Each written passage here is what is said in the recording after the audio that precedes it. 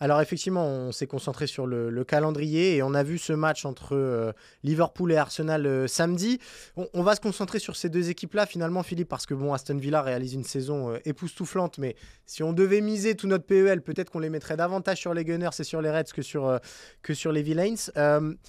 Est-ce que entre ces deux équipes-là, toi, tu vois une équipe plus forte que l'autre? Je ne sais pas si le terme est adapté, mais en tout cas plus complète et plus résistante dans la durée que l'autre. Alors, j'en vois une qui fonctionne mieux, qui est Arsenal. D'accord. Très impressionnant, j'ai trouvé. Parce qu'en plus de ça, Arsenal, depuis le début de la saison, c'est solide, solide, solide, Ouais. solide. Tu vois d'ailleurs les stats défensives d'Arsenal sont les meilleurs du championnat. Ouais, impressionnant Au comment niveau ils ont de tir. muselé Brighton. Quand on sait que Brighton développe quand même beaucoup d'occasions par match, Exactement. là c'était Là, ils époustouflant, en ont eu effectivement. une. Ouais, Il y en a une qui a été. Et en fin de match, le score était déjà de 1-0 et c'est tout. Les stats défensives sont excellentes. Certains des joueurs clés d'Arsenal étaient un petit peu en deçà au début de la saison, comme Martin Odegaard. Tu as vu le Odegaard qu'on ouais, a vu contre Brentford? magnifique. C'était le Odegaard de la saison précédente, c'est absolument magnifique.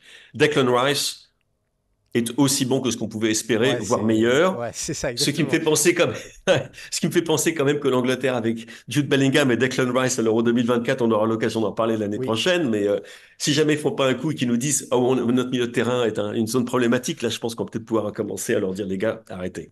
Euh, mais je dirais qu'au niveau potentiel et au niveau la qualité du jeu qui est développée, Arsenal pour moi est devant Liverpool ok. en ce moment. Et défensivement également me paraît plus solide, Ouais. malgré le retour en forme de Virgil van Dijk. Mhm. Euh, cette défense de Liverpool, je la trouve pas encore totalement convaincante. Et au passage, bon, on va en parler, mais mine de rien, pour moi, la plus belle occasion du match du derby contre Manchester United, c'est Oui, celle de Højlund, magnifique. hein. Ouais, ouais, Et ouais. tout à fait. Alors ça aurait été quand même comique Ouais. et alors là complètement contre le cours du jeu. Mais bref. Mais tu sens que cette équipe d'Arsenal qui défensivement est super solide, elle n'est pas encore au top. Ouais. Elle n'est pas encore au top. Il y a encore des choses à régler. Il lui manque peut-être, sans doute, un deuxième avant-centre de très grande qualité. Edin Nketiah, malgré tout cette bonne volonté, malgré le hat-trick qu'il a Ouais. marqué il y a quelques semaines, c'est pas la classe de Gabriel Jesus et il y a personne derrière. Alors que tu regardes, oui, pour suppléer, tu regardes Liverpool, tu vois Gakpo, tu vois Diaz, tu vois Darwin. Bon, il y a largement Jota, il y a largement de quoi faire. À ce niveau-là, Liverpool est supérieur, mais au niveau de l'unité, Arsenal me paraît quant à moi plus solide. Et donc, je les mettrais un petit peu devant en ce moment, ce qui, franchement, me surprend moi-même.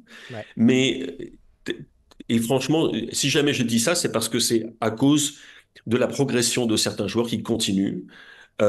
William Saliba est tout simplement aujourd'hui le meilleur arrière central de la Première Ligue, Ouais. hein, disons-le tout net. Tu as qu'à voir le niveau des performances de Gabriel lorsque Ouais. Saliba est là et Mhm. lorsque Saliba n'est pas là. Ouais, c'est sûr. Je dirais pas que c'est le jour et la nuit, je dirais que c'est le jour et le crépuscule. Mais parce qu'on va pas aller comme parce qu'il est quand même bon, Gabriel. Mais tu vois comment Martin Odegaard revient, Declan Rice encore une Ouais, fois, ouais. un des joueurs de la saison, encore absolument magistral, contre une belle équipe de Brighton et franchement il n'y avait pas photo, hein. Ouais. J'ai une Et question peut-être sur Liverpool parce que bon, j'ai regardé le match face à Manchester hier. J'ai l'impression d'avoir une équipe de Liverpool beaucoup plus lisible qu'auparavant offensivement. Beaucoup plus dépendante encore de Mo Salah, même dans son animation, pas qu'à la finition. C'est-à-dire que on voit Darwin Núñez parfois qui a le ballon, bah, le premier truc auquel il pense, c'est de le donner à Salah. Dans Oui. l'animation aussi, où c'est lui qui donne le tempo. Alors il y a Alexander Arnold plus bas qui construit beaucoup de choses, mais est-ce que cette équipe de Liverpool est moins, enfin, elle est encore plus tournée autour de Mo Salah et donc est moins diverse que par le passé où il y avait Sadio Mané ou Roberto Firmino. Comment tu vois les choses? Oui, Roberto, j'allais dire peut-être surtout Roberto Firmino, qui était quand Ouais, même un joueur d'une incroyable subtilité pour trouver les espaces, les angles et tout ça. J'attends de voir éventuellement ce que Klopp va faire avec Gakpo, par exemple, qui ok. est un joueur qui se plaît bien dans un rôle un petit peu plus reculé, qui pourrait peut-être apporter plus d'animation offensive. En ce moment, il pense plutôt, j'allais dire presque passer en force Ouais, avec ces dynamiteurs que sont Diaz, Salah et, absolument. et Darwin.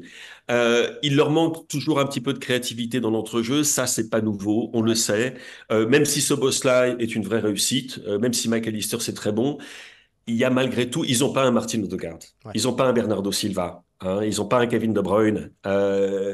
Et j'allais pas dire, bon, ils ont pas un Boubacar Kamara, si peut-être quand même. Mais, mais il leur manque en effet un petit peu de fantaisie, d'imagination à ce niveau-là.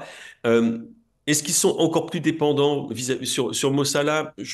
J'irais peut-être pas jusque-là. Ok.